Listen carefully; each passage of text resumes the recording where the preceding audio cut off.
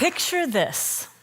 You're going on a boat trip, and you get on board with your family, and you got your bags, and the captain comes out to greet you and says, "Hi, my name's Montana von Fliss. So I'll be your captain for this journey. So, oh boy, let's just have a great trip. Sorry." Nope, get me off of this boat.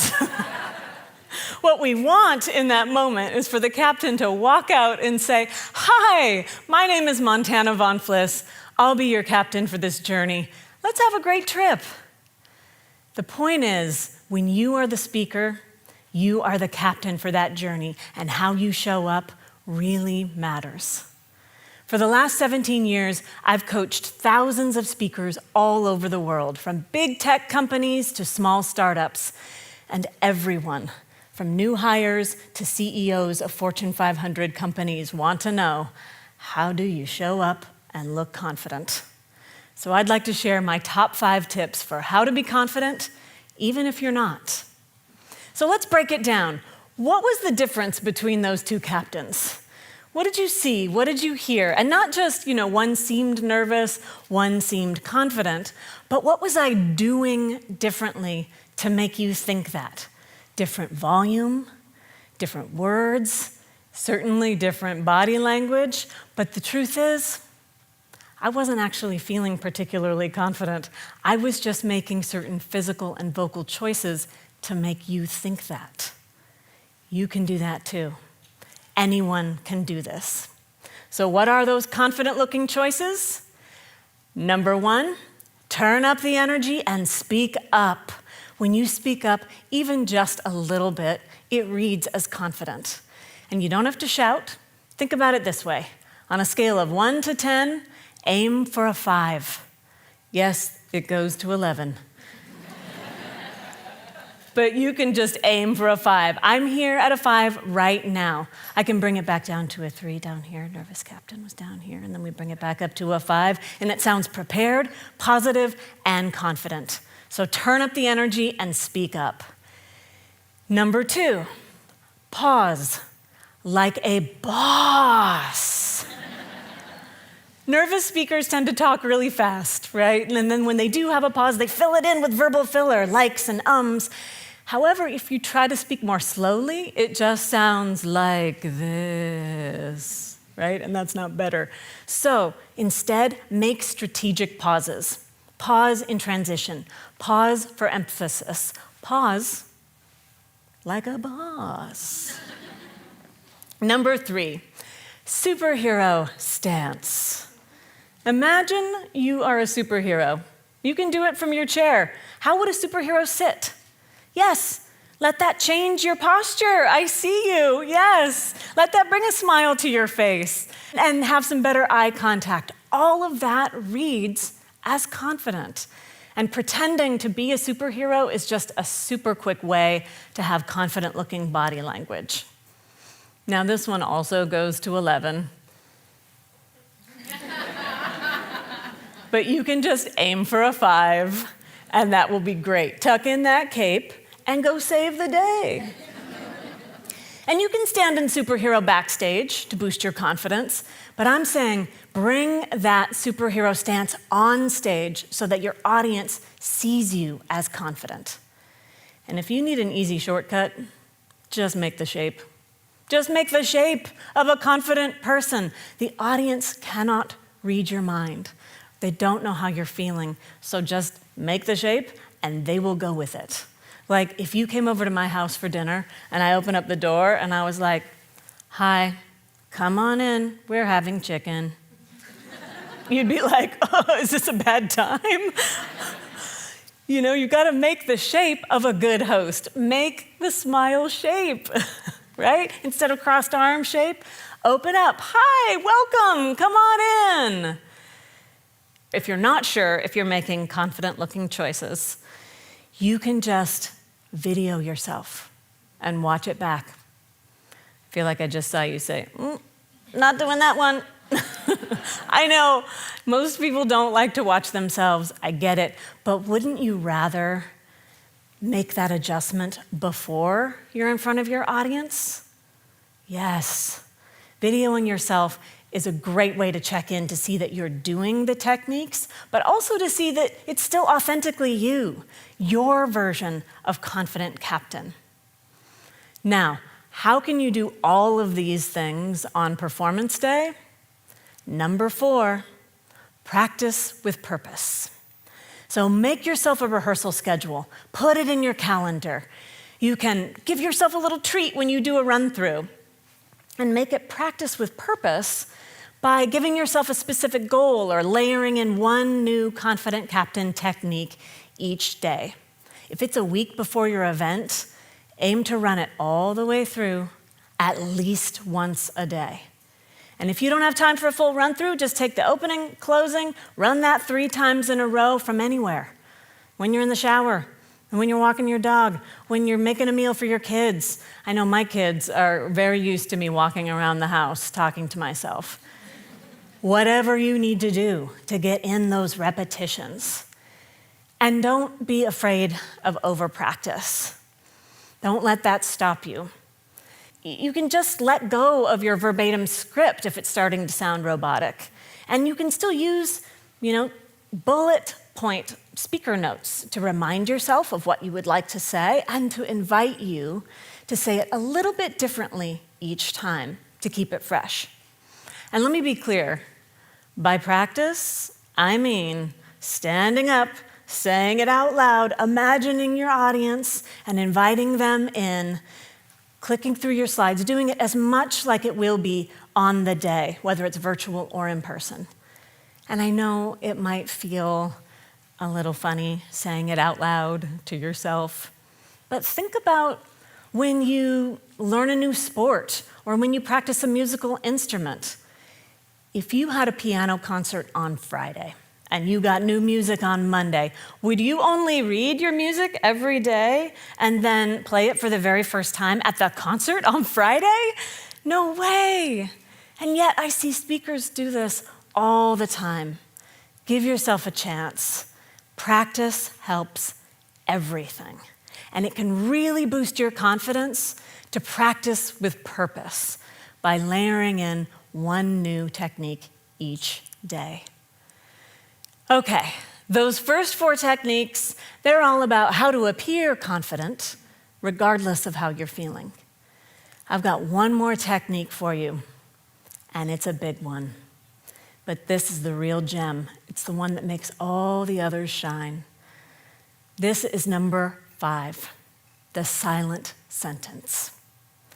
This is about what you choose to tell yourself.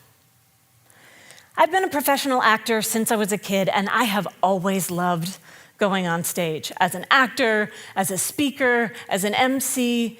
And at the same time, I have often been not just nervous, sometimes downright terrified to step on a stage. I'm shaking, I'm sweating, and I'm like, what was I thinking? Why do I do this to myself? And all these unhelpful voices flood in, and I just tried to make it stop, push it away, and of course that never worked. And I kept going on stage because I love it. And years later, when I became a speaker coach, I got asked to do all these professional presentations, and they went well, but I still had no way to deal with that massive anxiety. And I was like, what can I do? And I thought, well, what am I telling myself? What if you mess up? You better be perfect. I realized I was giving myself an impossible instruction to be perfect. And that really was not working. But what would work? What would be a better message? And to figure that out, I had to go back to square one. Like, what do I want? Why did I say yes to this speaking gig? What is my deeper purpose here? And I realized at the heart of it, I just want to help my audience to the best of my ability. And when I said that, I noticed everything change. And that's where I found my first silent sentence. I want to help my audience to the best of my ability. When I said it even silently to myself, it acted like this override switch. Like I might still be shaking and sweating, but now I have this higher goal, this deeper purpose, and everything aligned to that, and that became my highest priority. I want to help you. And now that thought replaced those unhelpful thoughts, and everything went better in my performance. And I was like, yes, it worked. Yay. And then I was like, wait, how do I do this every time? Especially when the stakes are high. And it dawned on me, like if I'm writing and crafting the words I say out loud, why not write and craft the words I say silently to myself? Put it in the script. It's the silent part of the script. So now, every time I rehearse, every time I walk onto a stage, every time I join a virtual meeting, I say the following new and evolved silent sentence. I invite you to be here with me while I am here with you, so that I can make this easier for you.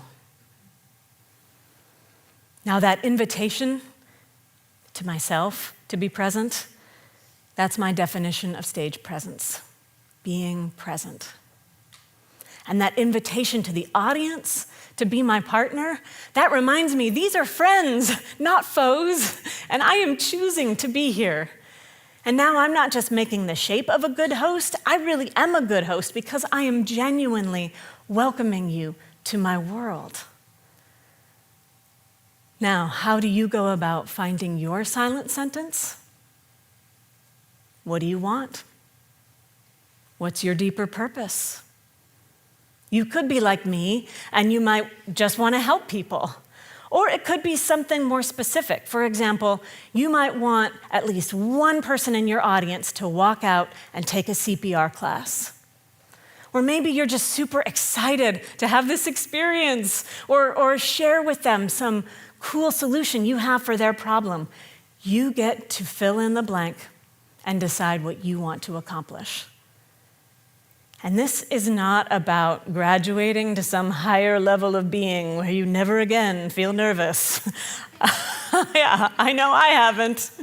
I was feeling it pretty big about 15 minutes ago. We're getting ready to walk on this stage, and I am, and probably always will be, a recovering perfectionist. That is a well-worn pathway in my brain.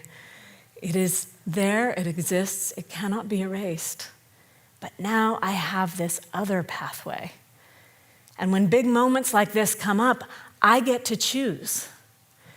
And that's what I was doing back there in the wings.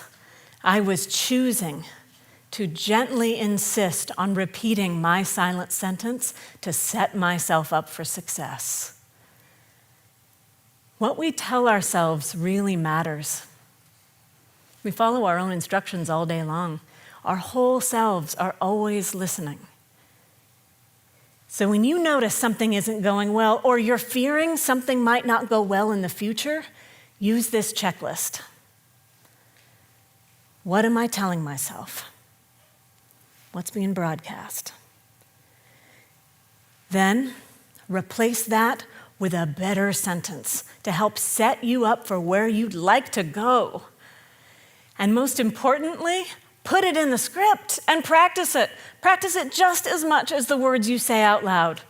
So if you're running your intro in the shower 3 times in a row, it would go silent bit, out loud bit, silent, out loud, until it is inextricably linked. And it is just a part of your process. And it is repeatable and reliable. And then it's just there for you when you need it. Now, I want to leave you with this final thought. When you're at home and you're practicing some of these techniques, like turn up the energy and speak up, pause like a boss, superhero stance, practice with purpose, and your silent sentence. Please know that it might feel uncomfortable at first because it's new, and that is normal. But think back to when I was demonstrating the nervous captain at the top. How did that make you feel? And then when the confident captain came out, oh, what a relief. Now I can just sit back and enjoy the ride. Remember that feeling of safety you had as an audience member and bring that into your next rehearsal. You can give that gift to your audience. Reach outside your comfort zone to make your audience feel safe by making the choices of a confident captain. And who knows? You might even have fun. Have a great trip.